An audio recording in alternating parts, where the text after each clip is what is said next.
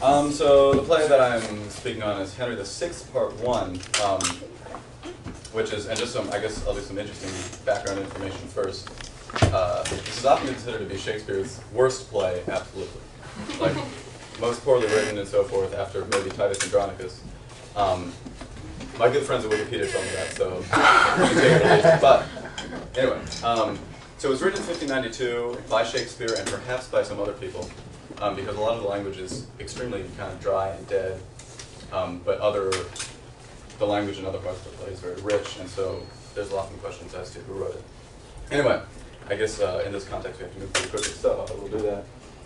Let's start off with the main characters. The first one up there is, of course, Henry VI, because his name is the title of the play. But other than that, there's very little reason why he's a main character. He's not very main, I should say. And that's very important for the play because it's all about how England is falling into discord, and Henry is really kind of a pawn in the schemes of the various nobles that surround him. Henry is, in fact, they thought he was maybe mentally imbalanced. This is historically.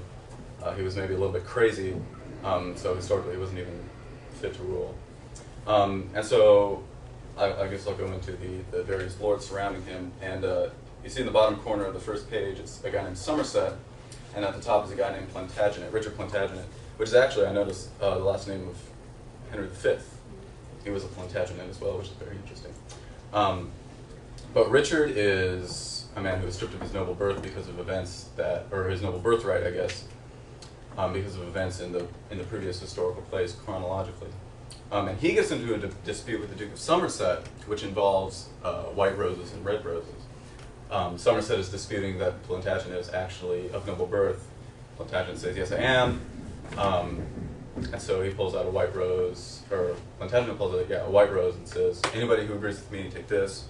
And Somerset says, anyone who agrees with me, take a red rose. And that's how the War of the Roses is.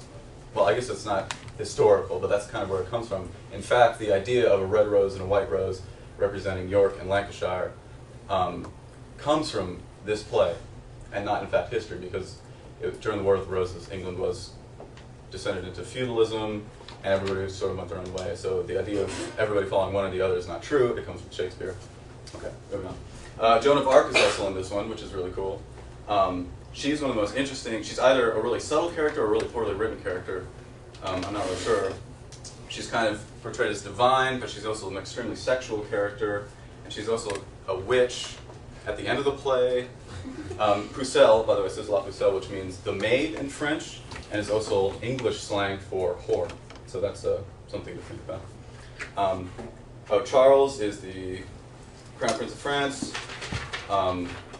Also an important mover and shaker in this. And then the other person I want to get into, if I have to skip everyone else, is Margaret, who is the young lady who Henry is kind of, he's married off to, but it's not a good thing. So let's go into the plot real quick. Henry V dies, leaving everybody wondering what's going to go on. And that's sort of symbolic because Henry V is all about, oh, we band of brothers, you know, we happy few, and so forth. Once more under the breach, and then he dies, leaving him in a state of discord. Meanwhile, the French have taken all these cities. Joan reveals herself to Charles, and they do a little sword fight, and she wins. And Charles says, be my lover, and she says, no, I'll lead your armies. She says, okay.